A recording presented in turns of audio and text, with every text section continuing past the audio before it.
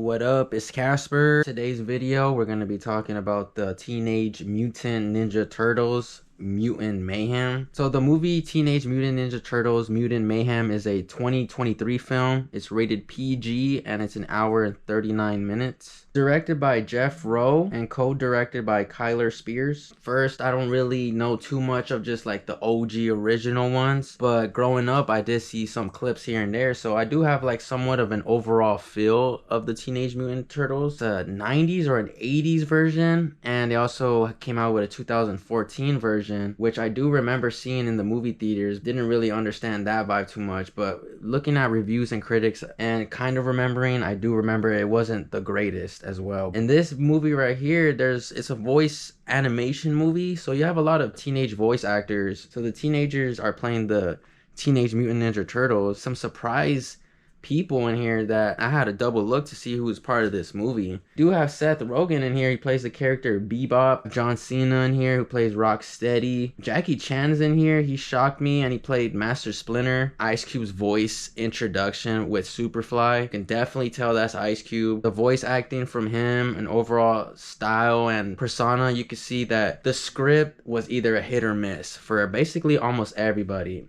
Meaning, like, if the script fit on a teenager vibe, the teenager just has to be really comfortable to present that. Because there's a lot of one-liner hitter quitters. If they try to use a lot of slang in this movie, the script here either is going to work for you or it's not. And also, it has to be the tone and vibe on how you present your lines. But Ice Cube's presentation here and there was okay because some of the lines fit. But then some of it I feel like was a little too forced. But overall vibe, I feel like Ice Cube still enjoyed doing voice acting Superfly. I feel like it was still a role where he still enjoyed it, knowing that this Teenage Mutant Turtle it is a classic cartoon or a classic swag. The evolution of Teenage Mutant Ninja Turtles has literally been up and down. With this movie, I feel like they're just holding a steady rope.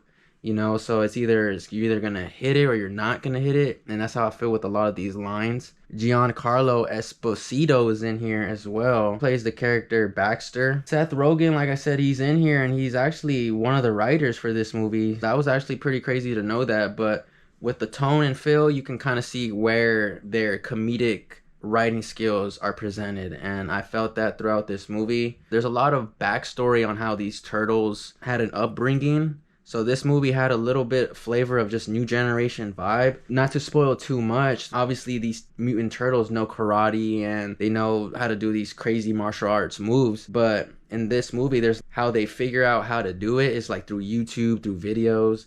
So you can see that they're putting the modern taste in here, and you could feel when they're doing that. Anybody who knows the original OG Teenage Mutant Ninja Turtles and how all that happened, that might bother you. But for people who are just not familiar with it, and say you're on a date or showing somebody this, you know, it might bring a chuckle to them because it brings on modern things. It does bring up to date things that people do on, you know, a daily basis. In this movie, they present going to school, listening to music, eating pizza, like just enjoying teenage life, hanging out with friends and stuff. But this movie and the overview is definitely trying to relate with this generation. It wasn't a bother, but you could see what they're doing because there wasn't really anything in here that was forced, like an agenda. But the one things that I can notice was just the writing. The writing could be a hit or miss. Some of the voice actors for the Teenage Mutant Ninja Turtles just had a cool voice projection to fit some of these lines. Some of the lines could be a little cheesy and corny, but the presentation for some of these kids were actually okay. In my opinion, I wouldn't say that it was like nervous voice acting, so I didn't hear no nervousness. Presentation wise, it was cool because maybe they did the lines a couple of times. Me in the back, people were telling me, you know, say it like this a little bit more. They already have the tone, so maybe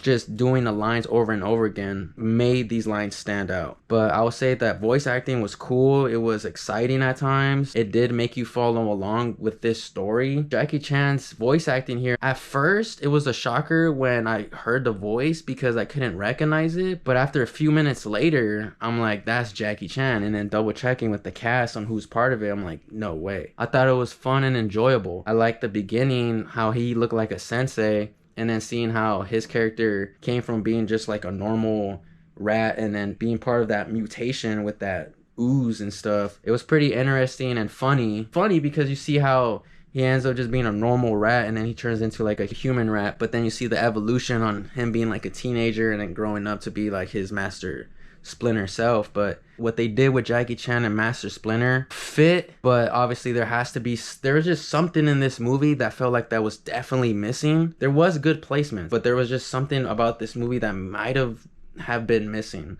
but I just can't really figure it out, because there's a lot of moments in here where you could see what they're trying to do. The music and all that, it was cool, and then it was kind of random. At times it felt like the music and mixing and sound engineering in this movie was at times a little off balance. There's times where the music's like overpowering. In my opinion, I'm like, is this how they wanted it to edit like this? Like this, the music just sounding way on top of the everything. It just felt like the mixing was off with the sound, in my opinion. At times the music just sounded too loud for what the scene was trying to present. There was definitely some hip-hop heads behind the scenes. There was some dope choices. Fighting scenes, all enjoyable to see. The whole presentation of the movie with like the cartoon swag gave me like different feels. At times it gave me like cartoon drawing, then at times it gave me like oil painting vibes, and then sometimes it gave me like clay animation. And then sometimes it even looked kind of real. Different styles of how scenes were presented. At times, this movie was actually looking like a music video. Kanye West has a music video with Adam Levine. It's called Heard 'Em Say, and that whole music video is like a cartoon. That cartoon music video is dope. So at times, this movie gave me that vibe. I'll give a shout out to that, because I feel like it wasn't one straight just cartoon vibe, or just one straight like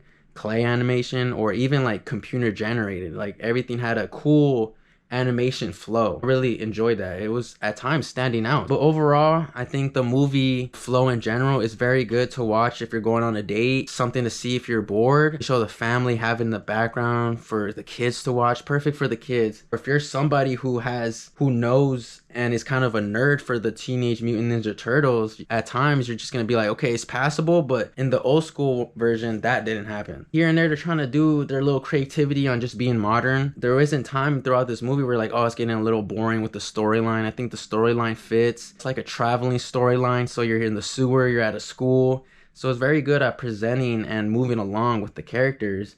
Do like the flow, like I said, with the voice actors who played the Teenage Mutant Ninja Turtles. Didn't sound nervous at all. Did fit their vibe. The only thing about it in the beginning, I feel like just the sound mixing was off, because I would see like the mouth and some of the voice lines weren't matching up, but that could just be me. Overall, everything was smooth, everything was clean, everything was flowing very well.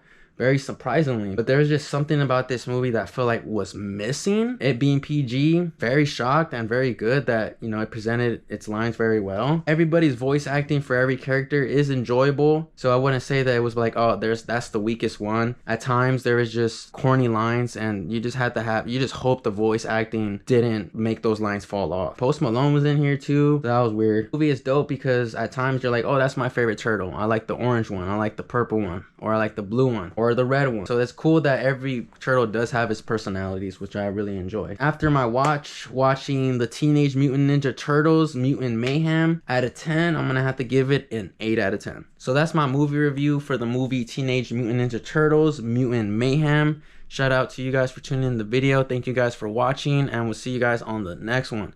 Peace, y'all.